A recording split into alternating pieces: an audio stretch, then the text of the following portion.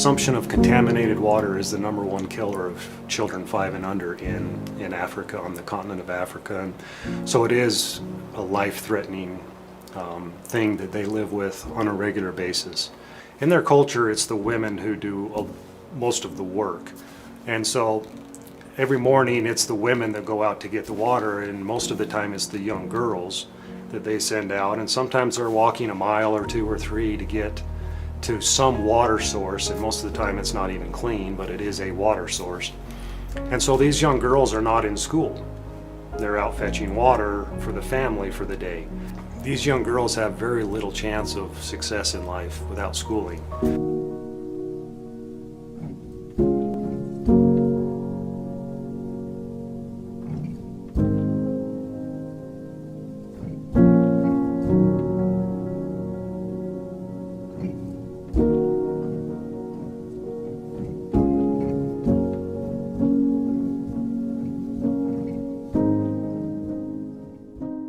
I live here in Kahe Village, 20,000 houses, and in 20,000 houses, probably 80 to 10 houses, they have water tap service. Before we found huts and hands, the women used to go long distance to fetch water. And it can take them the whole night,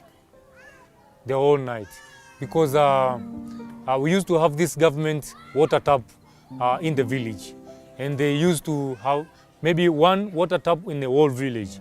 So you can see, as I told you, the big population in the village, 28,000 people with one water tap or 2 water taps. So there is a long line of women waiting to fetch water.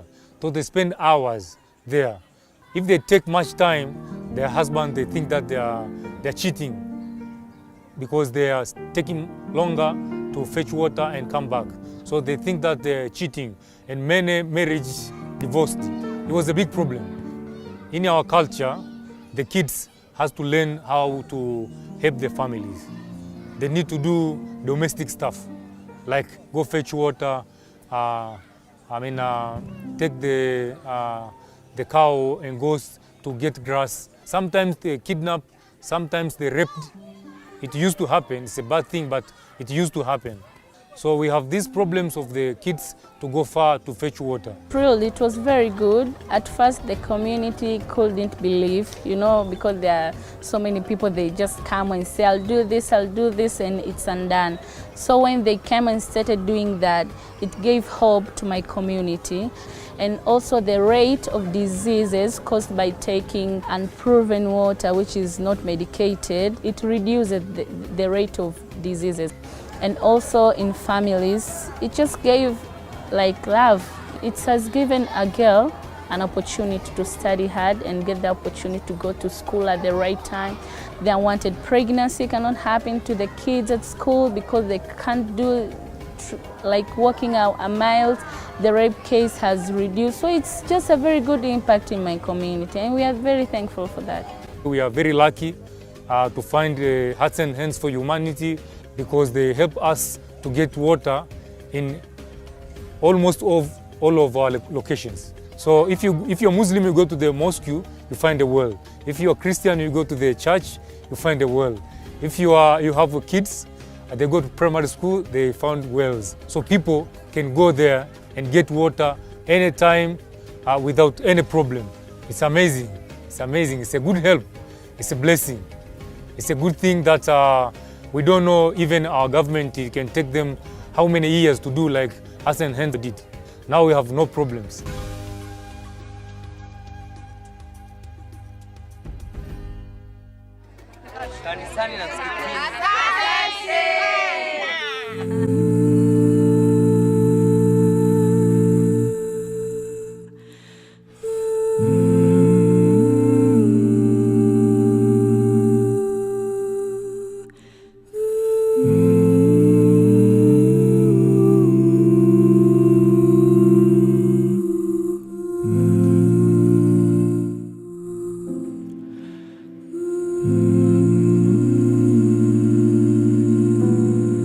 We take babies in that have been abandoned, thrown out. We lose a lot of moms in this country. Moms die in childbirth at a really high rate. And if they don't have a father there to take care of them, most of the men can't take care of these babies. In the almost 9 years that we have been doing this, we have helped about 350 babies. By the grace of God, we've been able to save almost all of them. We've had babies dropped in latrines. We've had babies left in front yards. We've had them dropped on a porch. Babies abandoned by the river. We've had babies abandoned in gravel pits, newborns with the umbilical cord still attached. We had one that was dropped in an open pit latrine. They tell us he'd been in there probably almost 3 days, was almost gone. And he did have maggots in his ears. We had to take him down and have those out. We had one little boy who had had a number of broken bones, cuts and scars. You know, he was abused. We've had him dropped on the road. We had one dropped on the road and they tried to cover him up. He was basically buried. Someone hurt him. Thank God they hurt him. One of our latest ones was 800 grams when we got him. Not even a pound. Smallest baby we had. We didn't think he would survive. You should see that baby now. So we take our groups over there to love on these babies. These babies have everything. They have food, they have shelter. The only thing they don't have is a mom and a dad. And kind of rips at your heart when you play with these kids. Sorry. But you see the love that these two people started and brought these kids here to rescue them and give them a chance at life. We love to take people there and to see and to feel and to hold these babies and love on them.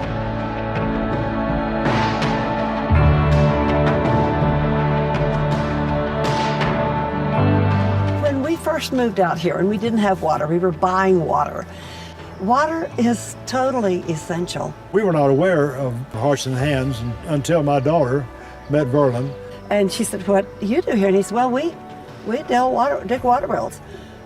Kim's eyes brightened up because we were buying this property and there's no water. The city does not come out this far with water. So you say water to us, we're like, whoa. In our first meeting, when we're discussing it, we just said, yeah, we're gonna drill there. I've never been there, but just the spirit was so strong that we needed to provide this orphanage with clean water. This came as a gift to us. It came as a free gift, you know. We didn't pay for that well. Someone paid for that well, and we thank them for that, you know, because we didn't have the money to drill that well, but we needed the water. And he came and drilled that well, and now we have fresh, clean water. It's an amazing thing. So these babies get their formula a number of times a day because of that water. They put on clean clothes that have been washed in that water. So when we have people like you guys who come and say, that's our mission, to bring water, I just bless God for you. I just pour blessings on you. We couldn't be here without water. We say, well, that's a God thing, and what a blessing that has been. So how can we say thank you enough? We can't. There are just no words to say thank you. But I love to tell people, you look at that little baby's face. You look at him taking his bottle with water that you drilled from a well, and that water in that formula, and that smile on that baby's face, that is your thank you. And you know, when you get to heaven someday, there's gonna be kids running up to you saying, you brought me water. You know, you couldn't come and hold me, but you brought me water. In July 2023, while the Milton family was completing a family-donated well in Tanzania, their daughters, Journey, aged 11, and Winter, aged 9, along with their friend Kelly, felt deeply moved and inspired. This experience led them to make a personal commitment to raise funds and support the construction of their own well. This moment beautifully illustrates the powerful impact of generosity as it sparked compassion and initiative in the younger generation, turning observation into meaningful action for a greater cause. During our inspiring 2024 gala, a truly heartwarming moment took center stage.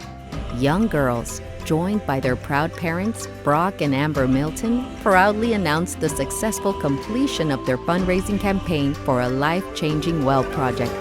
in a gesture of generosity and commitment. In June 2025, something absolutely incredible began at Muungano Primary School in Tanzania. Hearts and Hands for Humanity, together with the Milton family and Kelly, rolled up their sleeves and started drilling that well. Yes, clean water is on the way for these beautiful children. The excitement was electric. The hope was sky high. And the future just got a whole lot brighter for that whole school community. Finally, after weeks of hard work drilling, digging trenches, and installing equipment, we successfully delivered clean, life-saving water to a primary school and the entire community, providing a vital source for health, education, and daily life. Your support can make a life-changing difference. By contributing today, you can help address this urgent, life-threatening crisis, saving the lives of vulnerable children while empowering young girls through access to quality education and brighter futures. We invite you to donate to a complete well and join us in Eastern Africa to help drill a life-saving water well, bringing your hearts and hands together for a worthy cause.